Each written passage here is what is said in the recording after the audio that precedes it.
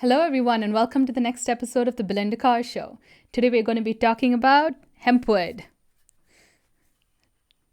So, I made a video on HempWood a couple of months ago, and it was very popular, and everyone was fascinated with it, just as fascinated as I am with this product. It seemed to be received really well as far as people liking how the product's being used, how it was developed, and just a genuine eco-friendly product that can actually make a difference. And there's so much passion behind this creation, so much hard work and genuine interest. And it's a small company that's really trying to do good. And they're so transparent about the way it's made, and they're so entrepreneurial in their factory. I really want to visit it someday. But they don't have the custom machinery that other factories do, because this is one of a kind. This is one of the first HempWood flooring products in the world. So they had to basically invent all the machines that are needed, or repurpose old machines for it to make this product.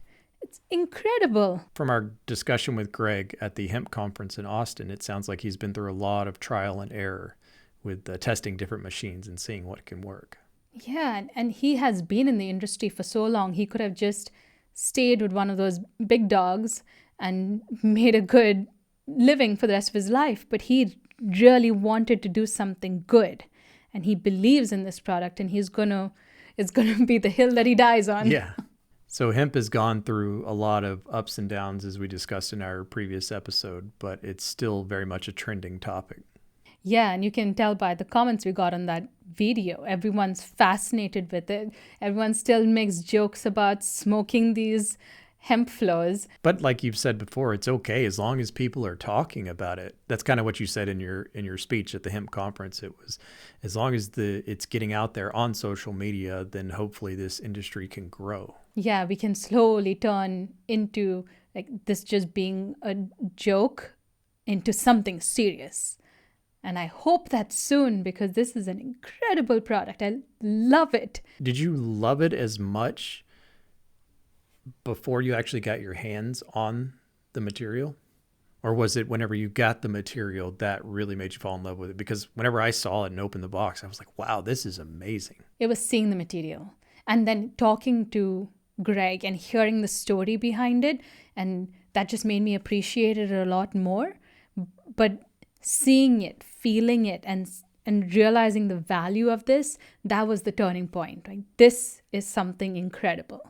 And just looking at the grain, I mean, you have a few samples around you, but as an architect who does not like any form of ornament or covering up anything, it's really beautiful to see.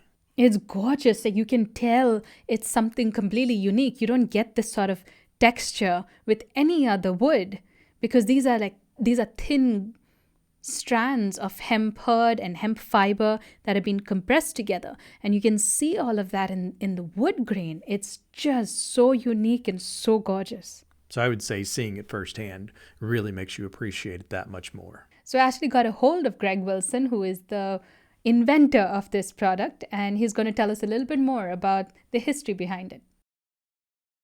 So today we have Greg Wilson, CEO and founder of HempWood with us, and Fibonacci LLC too. Hi, Greg. Thanks for joining us. Hey, thanks for having me back.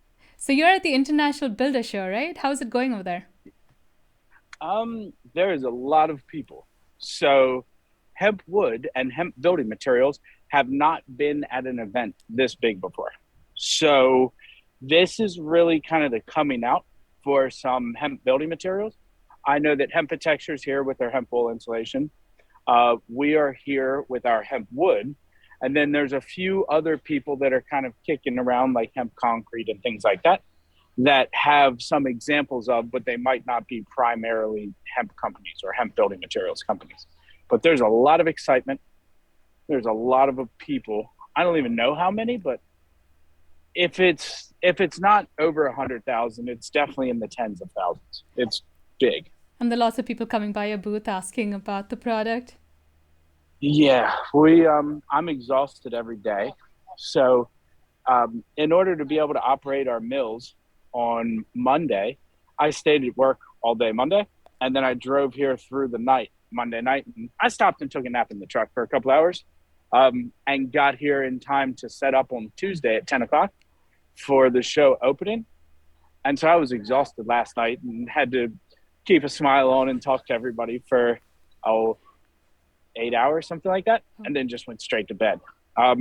Came back today, and yeah, hundreds of people stopping by each day, just fascinated by what we're doing.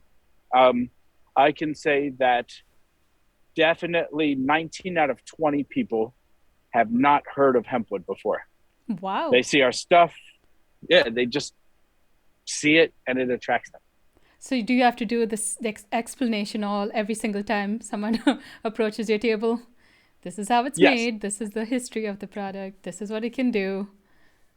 Yep, absolutely. So we have a line, typically 3, 5, 6 people long, that want to hear the story of what we're doing. I'll try to group them together so we can explain the story and show the samples. And we're almost out of materials already, and we're just finishing the second day. I am finding that at just about every trade show we go to, there's so much interest in what we're doing that I run out of my marketing material every time. You could bring 100 or 500 catalogs or business cards or samples, and they're all going to be gone. Yeah. So can I ask you to repeat that spiel for us, if you don't mind?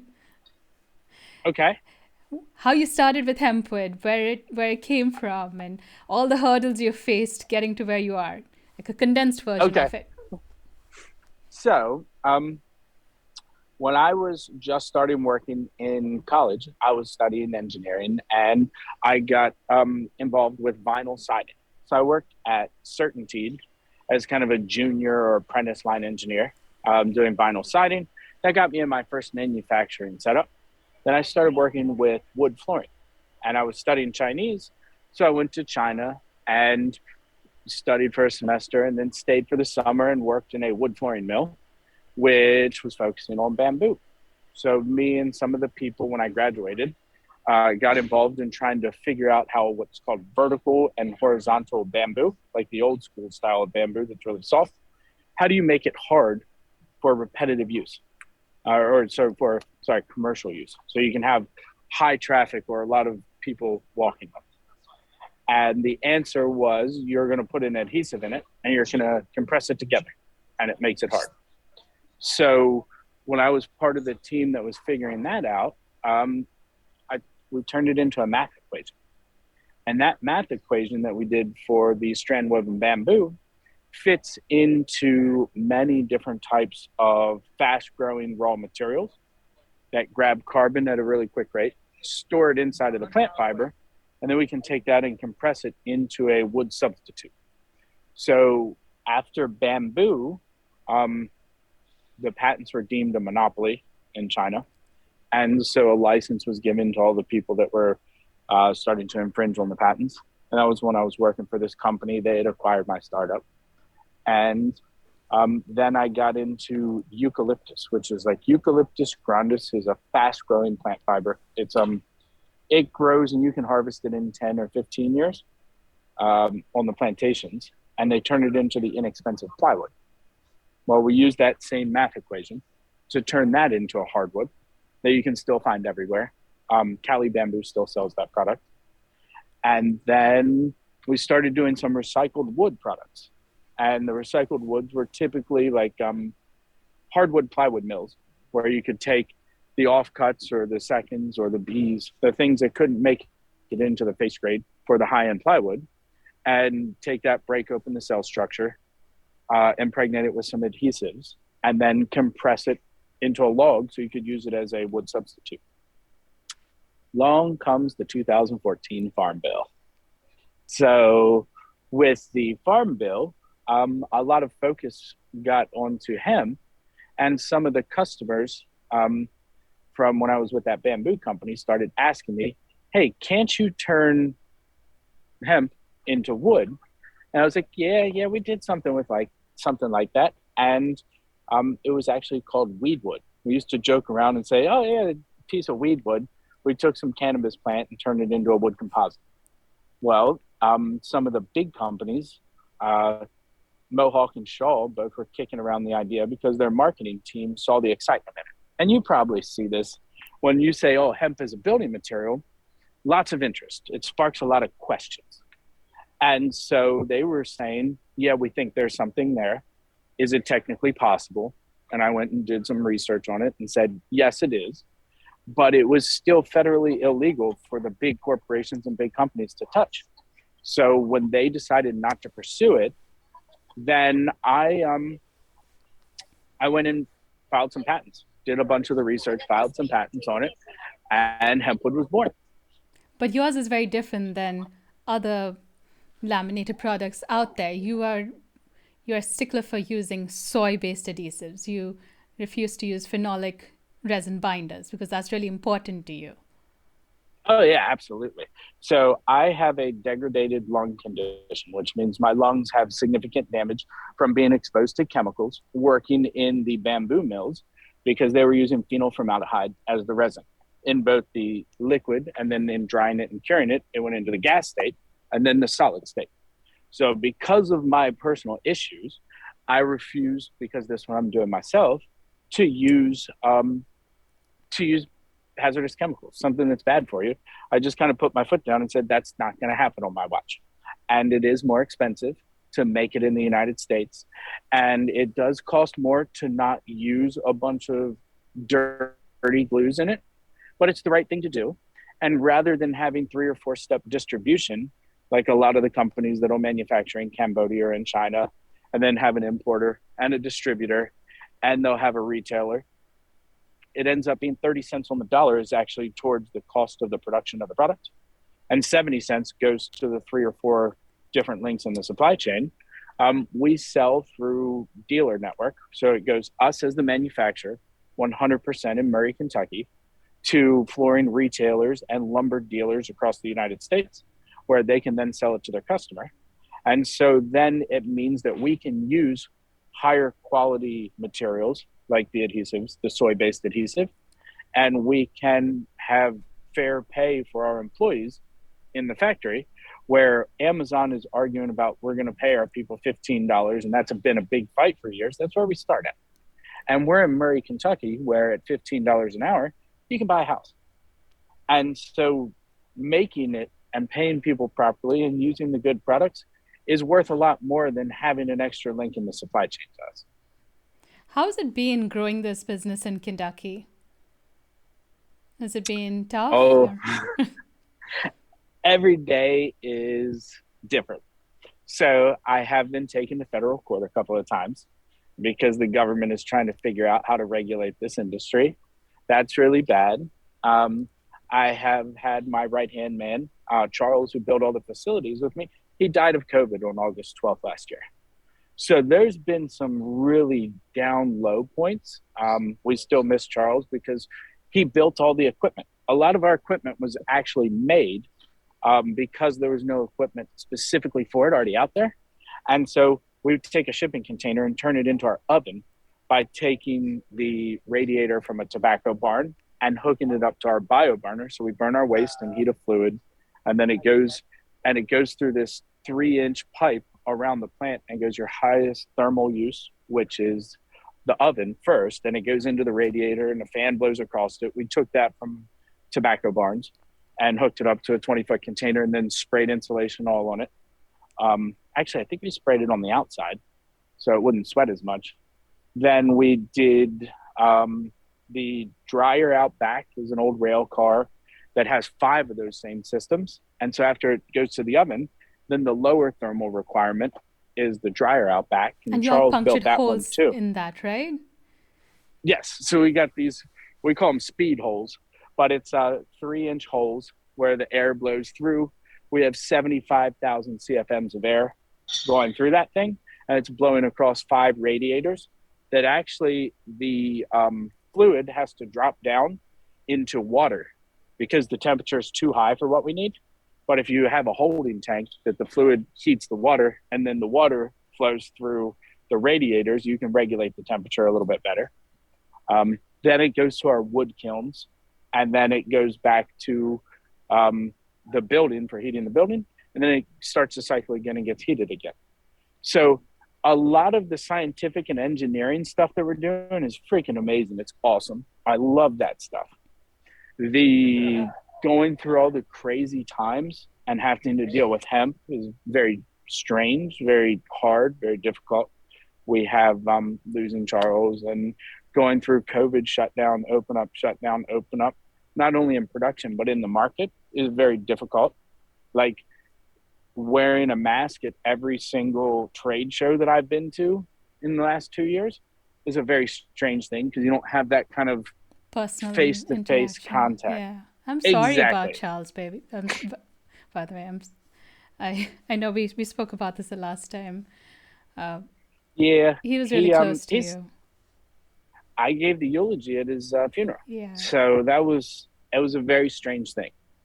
But you got to just keep going. I mean, Yeah. that's he wanted us to just get it out there, and so we named our press after it. The press is named Charles, the 100-ton giant up there. But yeah, so it's strange getting it out into the market. There's so much excitement. The conversion to sale is very unique because it's not a product that is a knee-jerk buy. Building materials for your home is not like buying a mirror you can hang on the wall. And so someone only replaces a floor. If you get a good floor, you only replace it once in your life. Yeah. So if you put in a HempWood floor, I want this thing to last 100 years for you. I don't want you to have to buy another one.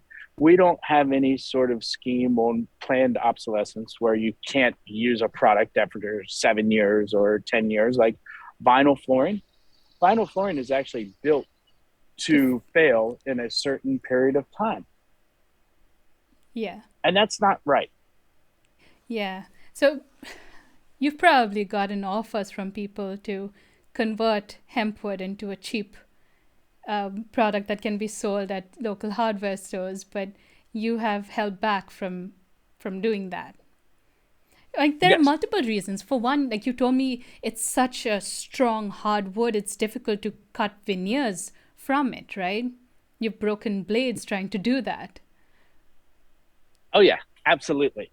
So we actually set up our saw blade sharpening program. So we actually had to set up a new workshop in the building, and it saved us $8,000 per month just in reusing our saw blades. Now, we figured this was going to be a thing. And so with these saw blades, we saved them all, but we were buying 2 saw blades a day. It cost us like $300 per blade. And we just hung them on the wall until we had a saw blade sharpener. So once we got the sharpener, I didn't have to buy any more saw blades for the last 2 years. And that's been a godsend and kind of not having to spend that type of capital on things. Everybody wants something cheaper.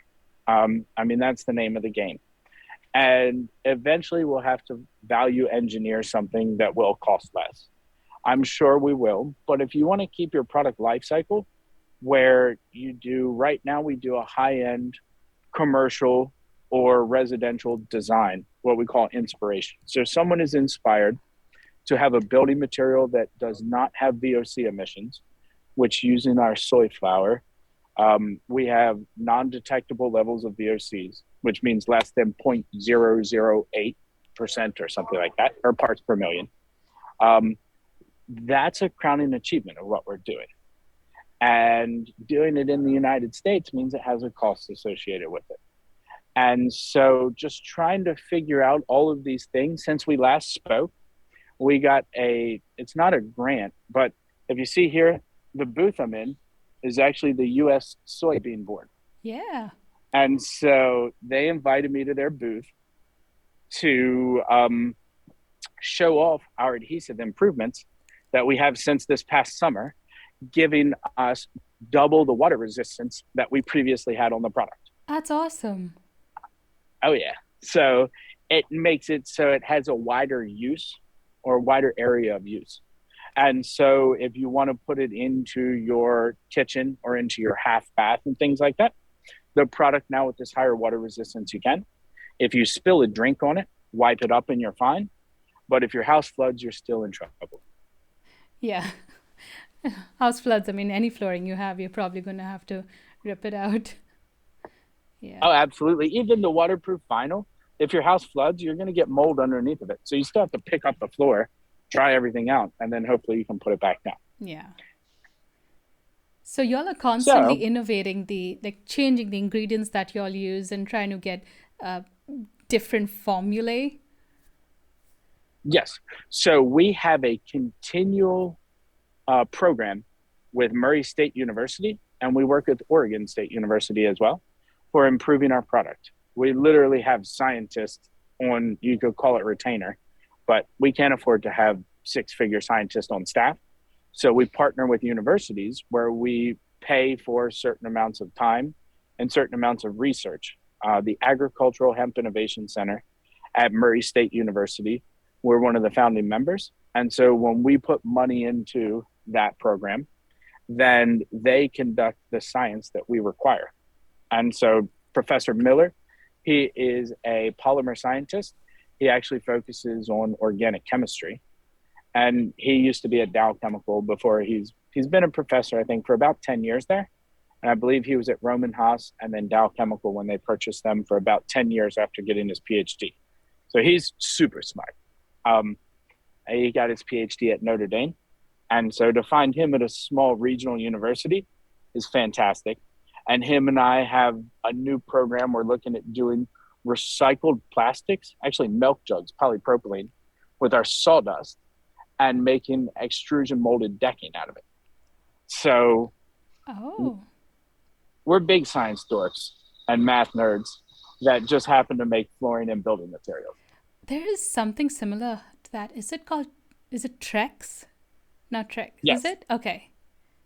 Yep. So it would be similar to Trex, but you would be using not only hemp, which is a more sustainable material than wood because it grows in 4 months and it pulls carbon. Get this, I've never actually said this to anybody before. So all your nerds, put on your hats here.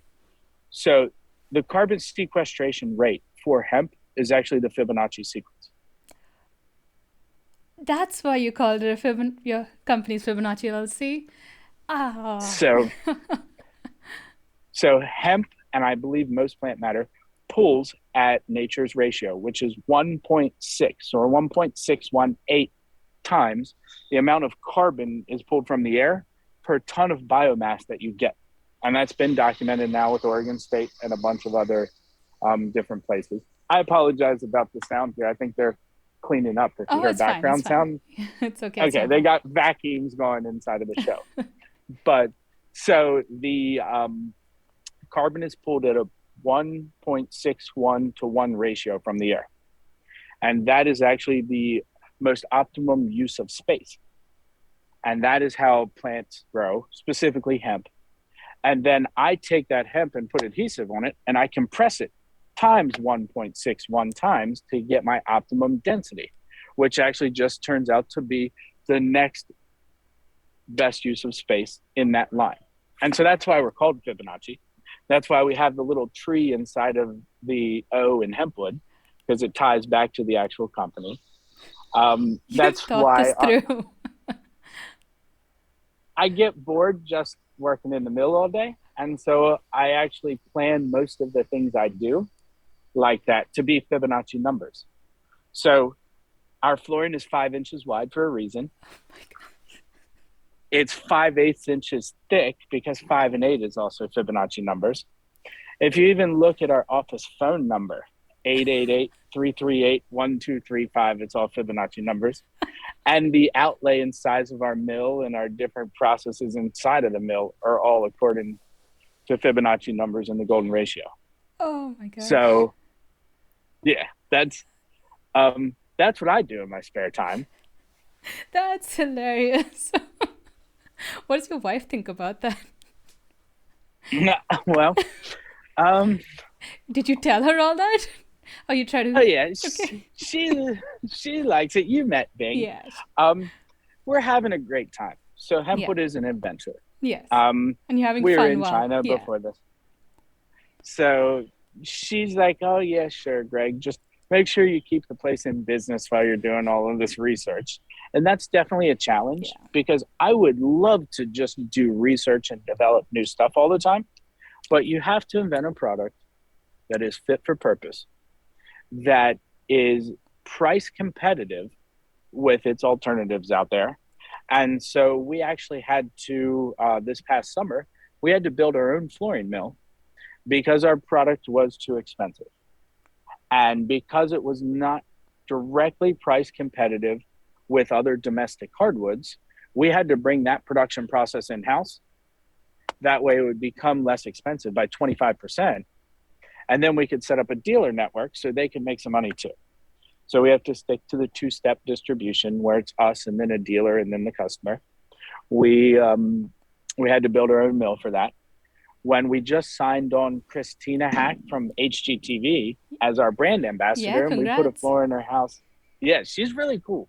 Um, I didn't know what to think going into that, but we meshed really well, kind of like you and I do, just normal people.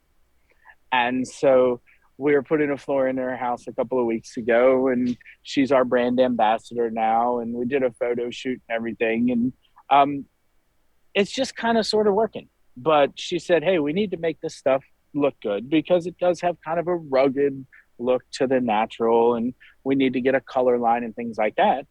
And our colors were costing too much money for us to do it as a custom, like hand applied color. So after signing her on, I had to go and get a coating line, which Oh, cost basically a house. So there's huge amounts of capital investment to be able to drive the price down to be cost competitive, and huge amounts of scientific improvement that's required whenever there's an issue. We have to solve that. That's our number one problem because you can't sell a subpar product into the market or you won't stay in business. And you have to solve all the nuances of a new building material science that has really never been done before. And we're not the first because we're the smartest or the best or anything like that. We're simply the first because we're the right people at the right time. When hemp became legal, there had been a gap of 70 years in research on this plant. And so we were just there. Like some of my buddies were like, hey, you're standing under the hoop and the hemp basketball just got passed to you. Um, there's a lot of different trials and tribulations and problems and things that you can always solve. It's kind of like SpaceX, where there's just a freaking problem, just a gigantic problem that everybody has to knuckle down and get your cup of coffee and just sit at the table and draw out the solution. Try 5 different things before you find the right one. Do all your different planning and process and procedure and stuff. Like with hemp being so strong, yeah. uh, the edges, they have fray on them because when you hit it with a normal blade, circular blades, they Like dull really tears quickly. out. Yep. And so you'll get tear out. So tear out and blow out on the edges is a large issue with hempwood when you're cutting a tongue and groove into it. If you're cutting straight down, it's fine because you're pulling down. But if you're rotating like this, you're going to have tear out and blowout. So you can either try to change your tongue and groove, or you can get a head that's split. So it has 2 blades and they both angle up and down for cutting it when it's still going in that circle like this. And so doing that, so you have down and up pressure, as well as switching to diamond tooling and increasing the bevel size on it so it's rounded Okay. on the edges, remove that issue. But that's literally like a 3-part solution to a problem that we didn't think of because no one had pressed a piece of rope into wood before. Yeah. So there's so many questions I have for you. Like hemp wasn't illegal in other countries. So how has this not been explored in Canada or somewhere else? Like how has some version of hempwood has been invented somewhere else? And they have gone Yes. through all these trials and tribulations that you are going through? Yeah. So I invented hempwood in China in 2010. Oh, okay. So that was the first version, and this is version 2. Correct. This is commercialized. So when we were doing the bamboo, I got my hands on hemp in China and put it through the nanotech labs that we had set up. And that's how I knew that it was technically possible. Didn't know all the details of turning it into flooring and all that. I said, hey, we can take hemp, we can dip it at that time in a formaldehyde based glue and press it into a log. It looks kind of like wood. So that was your proof of concept. Now, there have been people working on these type of things, but as a MDF or an HDF panel, instead of making a hardwood replacement as a log or as a hot press panel, the difference is we include the hurd and the fiber. So our intellectual property is all based on using the whole stalk, which makes the feedstock less expensive by 50%. Wow. And which gives it the strength. So are you saying other people just pulverize it into a fine powder and then make MDF panels out of it? They decorticate it, so they separate the hurd and the fiber. Yeah. And then they do break up that hurd, just like you're talking about, into smaller components. Okay. And then when they break that up into the smaller pieces, then they soak it in glue or they spray it with glue and press it into MDF and HDF. So we're stronger than that. And our feedstock material does not have to go into that separation process. And so in not having to go into that separation process, then that's the 50% savings. Correct. So people have been doing it a little bit different way, but it hadn't been readily available in enough scientists and engineers' hands to really sort through how to do it. But that's also why some of those surprises, like no one has actually cut a hemp rope pressed into a piece of wood before, because no one was dumb enough to try, I guess. So let's talk about the health of the hemp industry as a whole. I've seen some articles that you've shared on LinkedIn talking about, is the hemp industry dead? Because we had this massive oversupply in 2019 and then a slump in 2020, 2021. So is that just on the CBD side? Is what you are using on your side that's completely different? You haven't seen as much of an up and down? Well, so our area in Western Kentucky had 19 processors in business in 2018 and 2019. And that's when we were setting up there. Now there are 2. Wow. So, yep. It's pretty scary when you see everybody that are in maybe not the same product, but if you consider the hemp industry to be an industry, the same general industry, if you've got like 80-90% of them that have gone out of business, that's a big problem.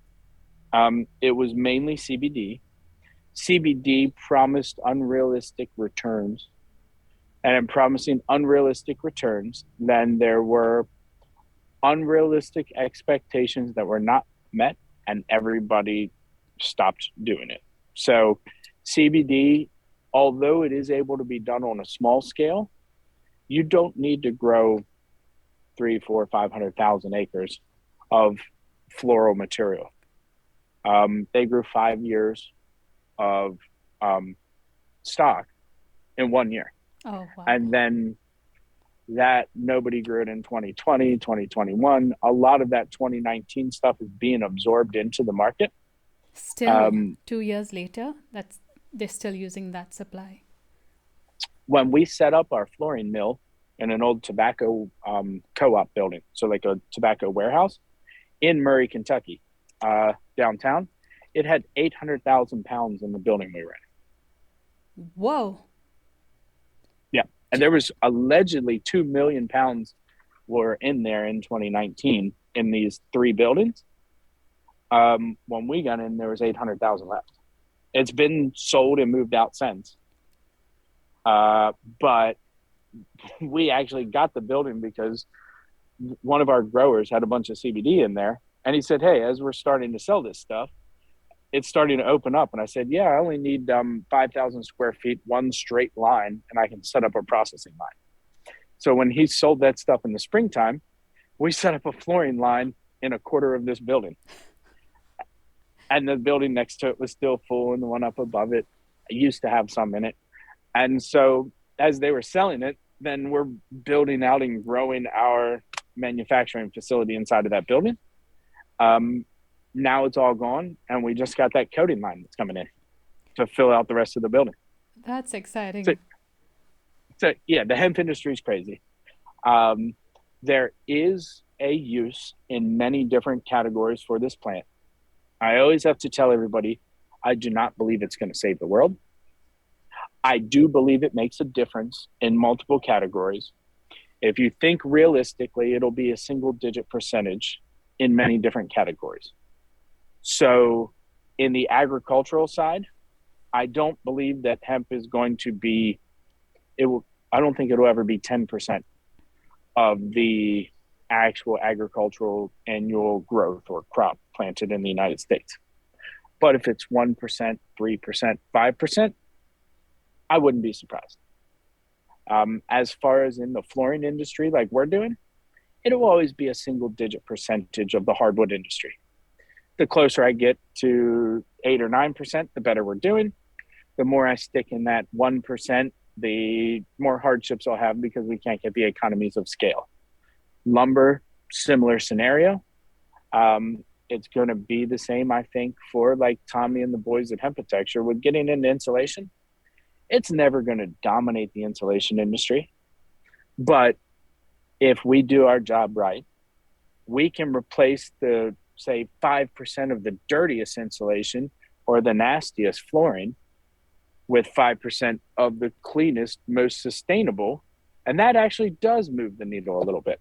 Yeah, there are two things. And Like you talk about, it's still 5% of a multi-million dollar industry. So it's still significant, even though it's just 5%. That's what you said during our last call. And then on the other side, you can still make a difference, even though you're just 5%. You can, all the other big players in the industry can wake up and start to clean up their act because you have ended the industry and people are talking about you and they want something cleaner. absolutely. And the customer is the one who makes the call, whether it's to me or whether it's to a big company like Shaw or Mohawk. When a customer says, I don't want formaldehyde in my flooring anymore, or I don't want you cutting down a tropical hardwood, then all of a sudden they look around and say, okay, the market has spoken. And so we're not going to cut down 500-year-old old growth rainforest, or we're not going to use formaldehyde inside of our plywood or inside of our engineered woods because our customer base doesn't want that.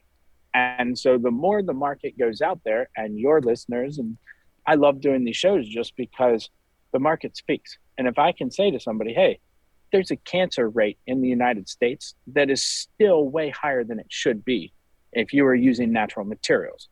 What is the cause of that? That's a very complicated conversation. But plastics and petroleum based adhesives are a significant portion of that. And the building industry has a responsibility to make sure you're not putting things inside of people's homes, like Especially lead paint. considering the amount of time we spent in our homes and basically all our lives. Exactly. And people are closing the doors more. And there's actually studies from Harvard that show that people at work are 6.3 to 8% more productive when they have healthy materials without VOCs in their home. Proper ventilation, clean building materials inside of their office when they're working from home, or inside of your office where you're working in an office.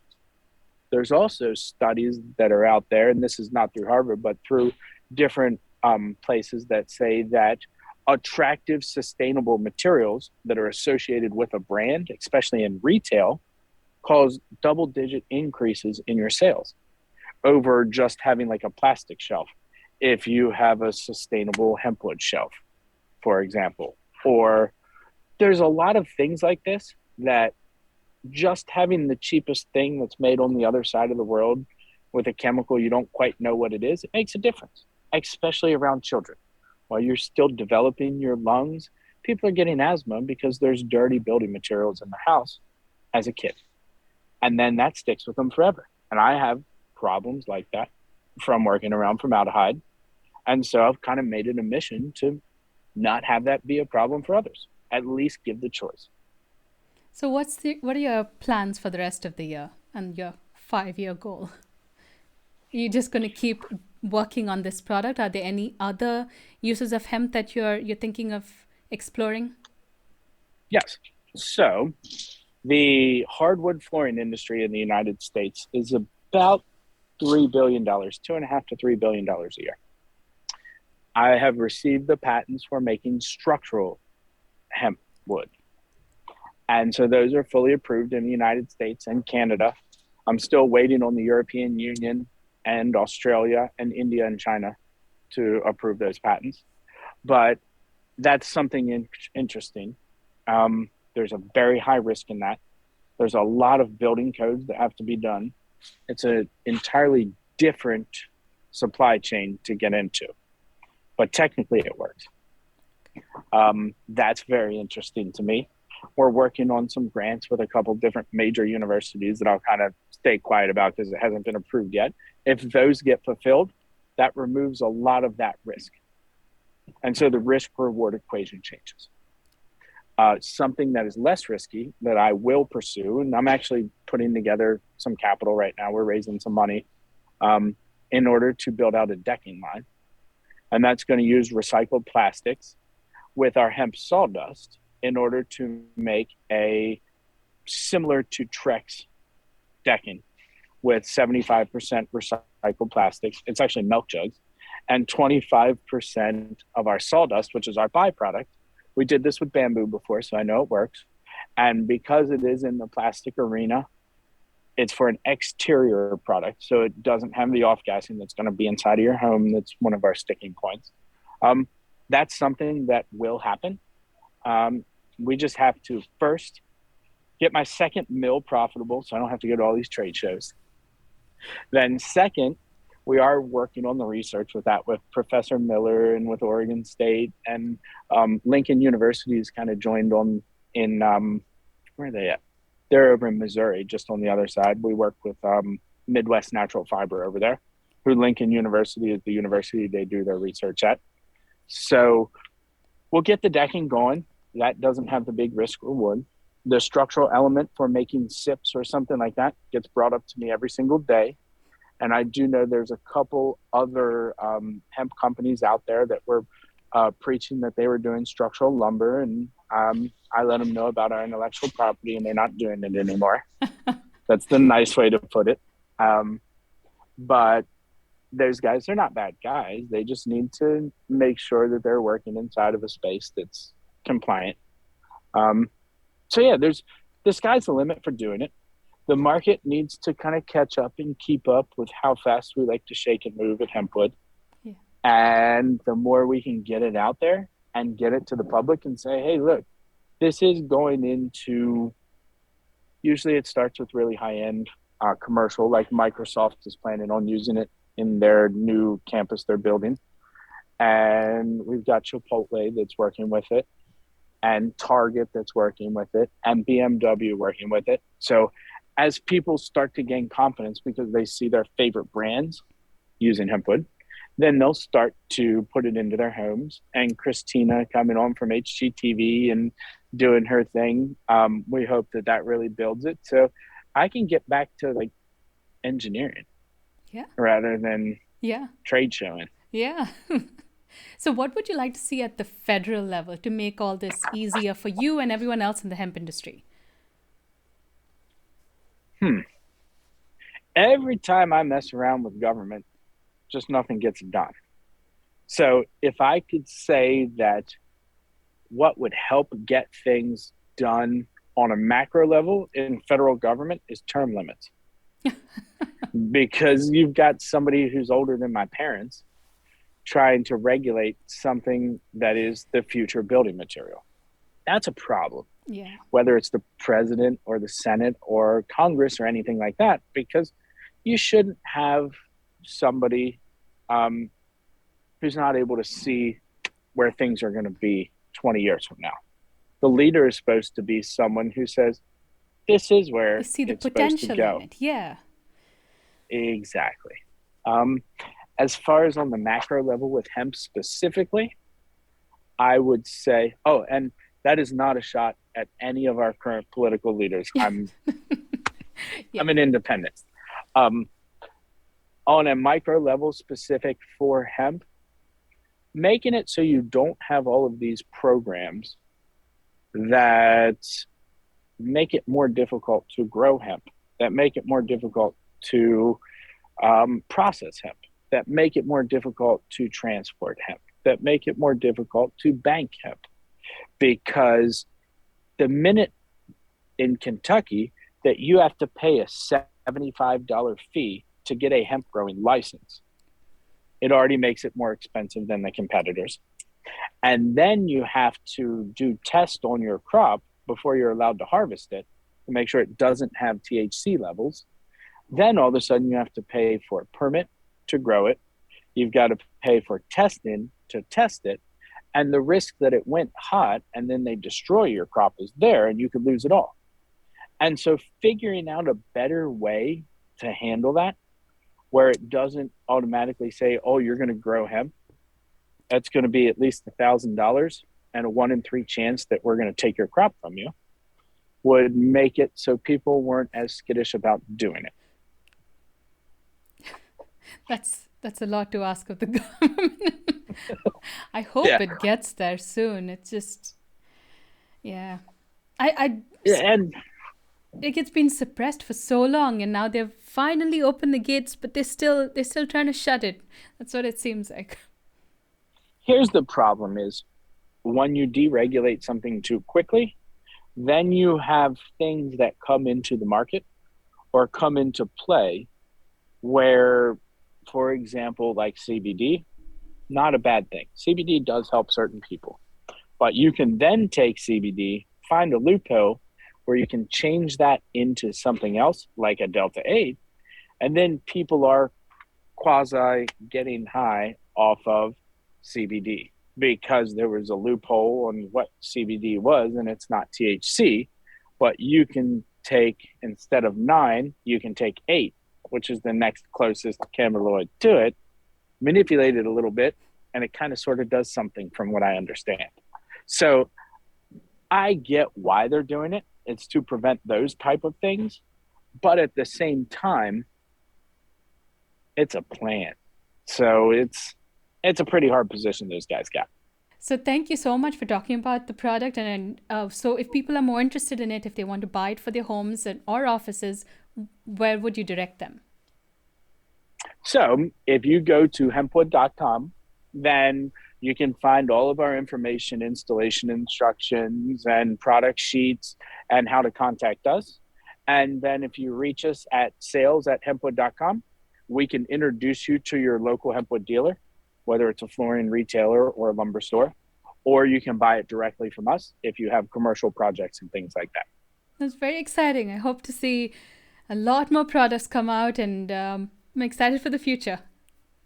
Oh, yeah. Thank you for having me on here. You've been fantastic, as always.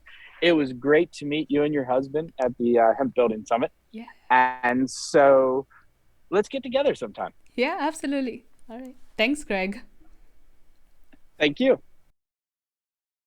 So Greg's pretty awesome. He is awesome. Such a great guy to talk to. It's always fun talking to Greg. It's funny, the interview itself, it went a little bit longer, but he actually picked up his phone and he was showing you around the convention, and he ran into some guy and was like, hey, you need to get on Belinda's podcast. And he's just that kind of guy. He's such a good guy. So genuine and fun-loving and passionate. And he doesn't have this facade that you need to try to break through to try to figure out what are your intentions. He's just open, completely open about what he likes, what he dislikes, and such a great guy. For better or for worse. I don't know if that's like the proper salesman route, but he even spoke about it, wanting to grow big enough to where he can just get back to the science, because that seems to be his passion.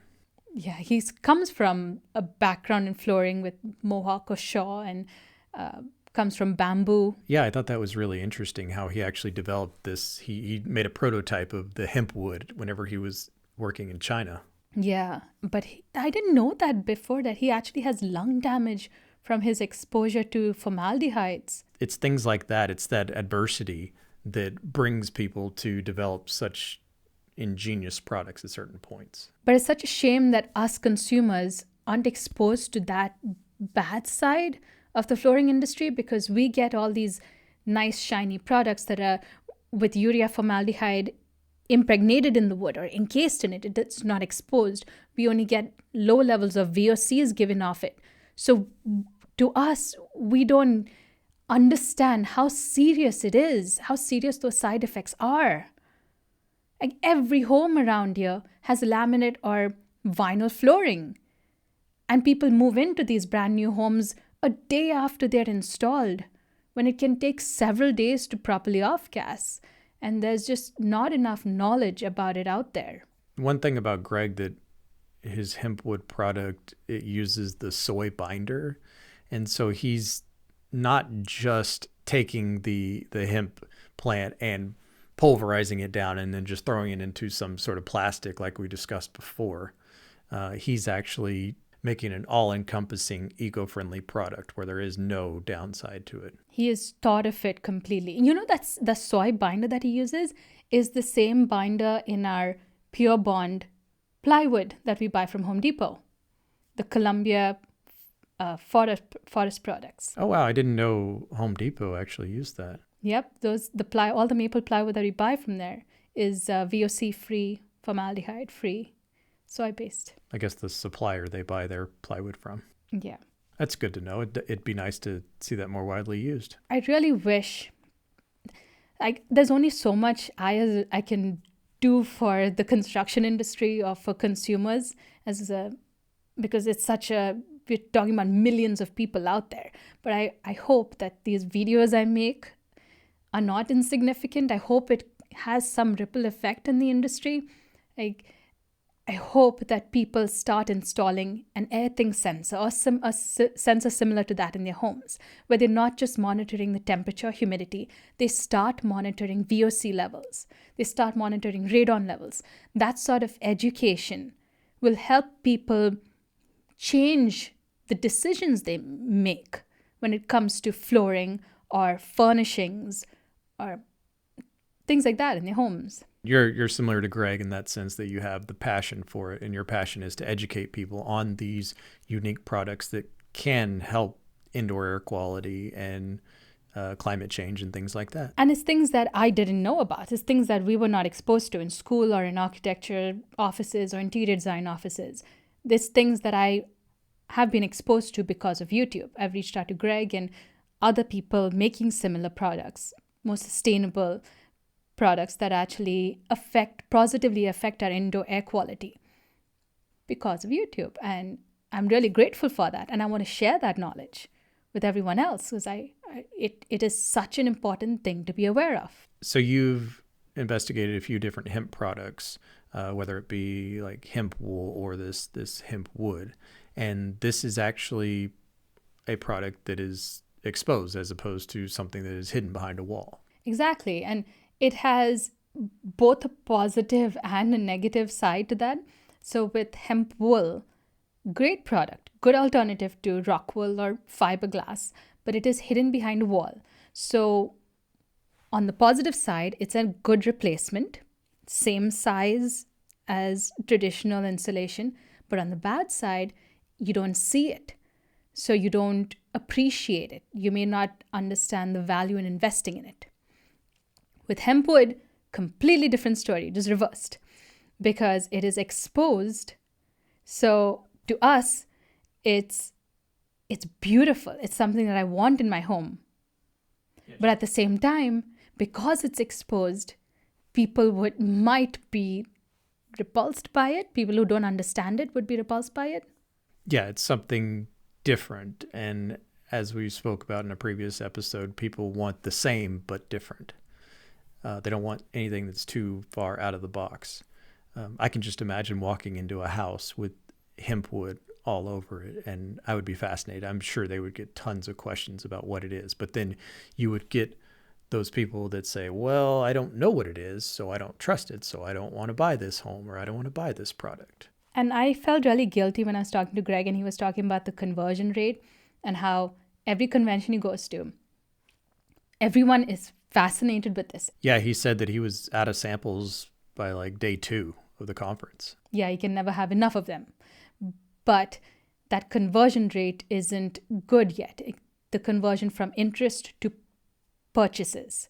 And I feel really guilty because I got a quote from him early on when I first asked him for a sample. And it's more expensive. It's basically the same price as hardwood. And this house that we're in, we bought it last year. I don't know how long we're going to be in here. And I'm worried about paying that much for a product and the next buyer not appreciating it and being put off by it. Yeah, that's a risk that a lot of people are not willing to take. Because we're in this cycle. We're stuck in this cycle where we don't want painted cabinets. We don't want painted wood paneling. We want products like these, but no one else appreciates it. So that might lower the value of our home. It's such a frustrating cycle. And I don't think my 10,000 views on YouTube will actually make a difference, but I hope it does. I hope we can change the mindset of people and we can start as a society appreciating products like these. I feel like him partnering with people is a good step in the right direction. Yeah, he partnered with Christina Hack from HGTV. She's very famous. He said that she was actually she was requesting some modifications to the hemp wood. Yeah, I think she said there was too much grain on it. She wanted it whitewashed or just to tone down the grain so it would appeal to a larger audience. Yeah, and that's a whole process that Greg's going to have to figure out. But I understand where she's coming from. People, like, we see the beauty in it, but there's a lot of people that will be turned off by it.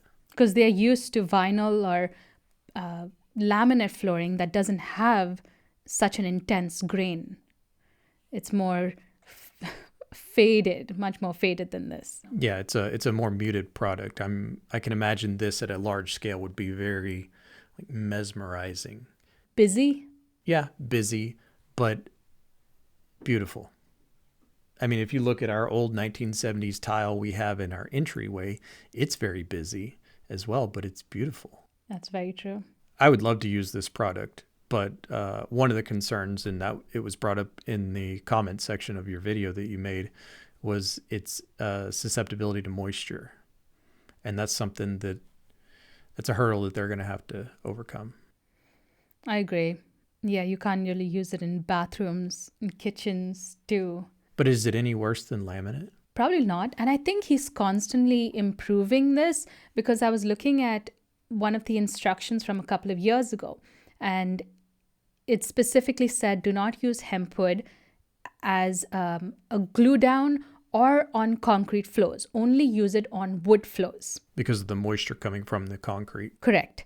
But if you look at his updated installation instructions, he says that it can be used on concrete or on wood, and it can be used as loose lay or glued down. So I think he's constantly working on it to make it more flexible. Yeah. Yeah, it's amazing that he's still putting so much effort into innovating and trying to make structural components with this. And that would be a beautiful thing to see as well. These for example, a wall using hemp wood for 2x4s or something. I mean, think about how strong that would be. Yeah, especially since we seem to have so much hemp wood just lying around in the States, stored in factories, waiting to be used. Yeah, that was interesting. It's nice to hear that it's not all going to waste. It is being used over time. But he did talk about how difficult it was to deal with the plant because of the regulations around it, and how he wishes that there would just be term limits to politicians, which is pretty funny. I think a lot of people would agree with that. So I saw a tweet a couple of weeks ago about how from 2010 to 2020, investors were pouring money into social media companies.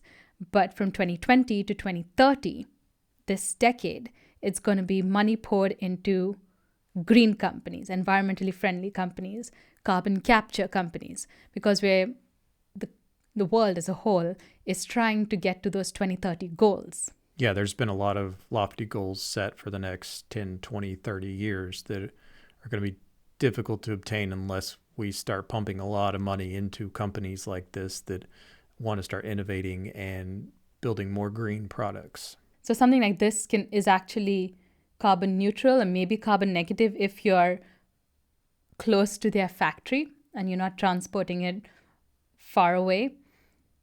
I mean, it's far better than a plastic product. Well, plastic is actually low energy. It's nice to see that he wants this product to last. Like he was saying, he wants it to be the only flooring you ever have in your house. That's the big. So I just made a video on laminate versus vinyl, and I was shocked when I looked up the lifespan of those products, and it's like 10 to 20 years, and they scratch easily, and it's really difficult to cover up the scratches once they are scuffed up.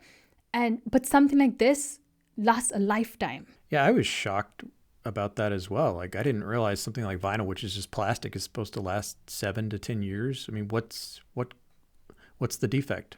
What goes wrong with it? It's the scratch resistance. The top layer gets worn off. I guess that would be a bigger issue with laminate, because if the top layer wears off, then it's more susceptible to water. Well, with laminate, as you can tell on our laminate flooring, the edges start peeling off and bubbling, and because that's where the wood is exposed. And if we use wet mops, which we do, which we shouldn't do. We just use a Swiffer. Yeah, but you're actually supposed to like dry mop it. But that's when the wood can start swelling up. That won't happen with vinyl, but the top layer will get scratched. And that would happen with HempWood if you used a wet product to mop. It's like hardwoods though, right? You have to use similar. And I'm sure you could sand this off the same way you could sand off a hardwood, and thus making it last. Like, I guess hardwood is a good comparison because it too is supposed to last 100 years. And it does, right? I mean, there's so many people that buy old homes, just sand off the top surface and put a new stain on it. I mean, but again, we have to start thinking long term and not short term in order to value something like this. Would that kind of be like counterproductive to sand off a layer of hempwood and then put a stain with VOCs on it? So I think HempWood has recommendations for clean or green stains and sealants that you can use on this. Okay. So when I talked to Greg about gluing this on concrete floors, he said that's kind of counterproductive because the glues that you're using can give off VOCs and they are toxic in a way. So that's why he recommends it just being a loose lay or nailed to a subfloor. So is the binder that he uses proprietary? Yes, but it's the same binder that Pure Bond uses. Okay, so it's not his binder that he's created. I don't believe so. So could you use that binder to glue the hempwood to a concrete slab? No, because that's the binder that's activated under heat and pressure. I see. So you coat all the hemp stalks in that binder, and when it's being compressed, that's when the glue is activated. So what's it going to take for this product to be, I don't know, to go viral? I hope that collaboration with Christina really helps them, because she's got such a large audience, and if she can educate her audience on the value of this and make them appreciate it, I think that could be a breakthrough for the company. It'd be really nice to see something like HGTV take on that role and say, okay, we're going to build a net zero home, or all we're going to do is build net zero homes, and we're going to explore new products, because they've got tons of people coming to them wanting to be on TV. So it would be nice to see them take on that role and say, here, I'm going to educate my viewers, because they have so many viewers, and they have the viewers that are making the decisions when it comes to the home finishes. And I feel like if they could introduce these products, then that's probably the best method for it to grow.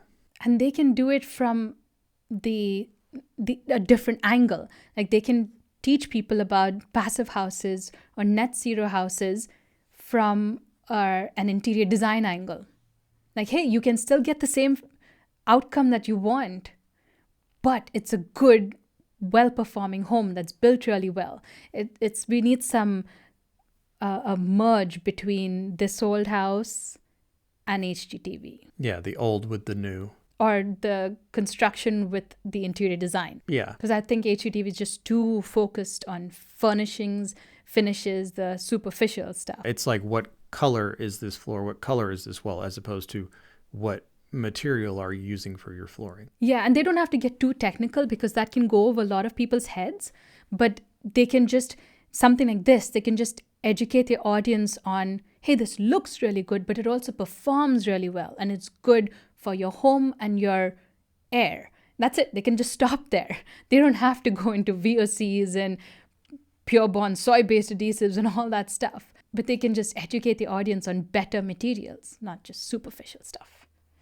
I wish there was a way to promote Greg and his business more, because they seem to have a great product, and all we can do, like you said, is educate people, and hopefully he'll continue to push, because it's going to be tough to be that 1% of the industry and continue to be profitable. Yeah, be profitable and keep going. And I want him to.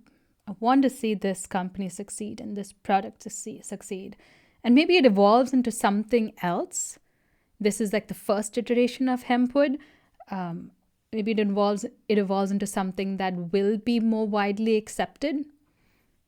But he needs investment. He needs support and consumers to get to those next stages. So if you're interested in this, go to hempwood.com and contact Greg Wilson and his team and order not just your HempWood sample pack, but actual flooring for your home, if you can afford it. By the way, this is in no way a paid promotion. We just really want to promote the product. Yes, we want to see this succeed.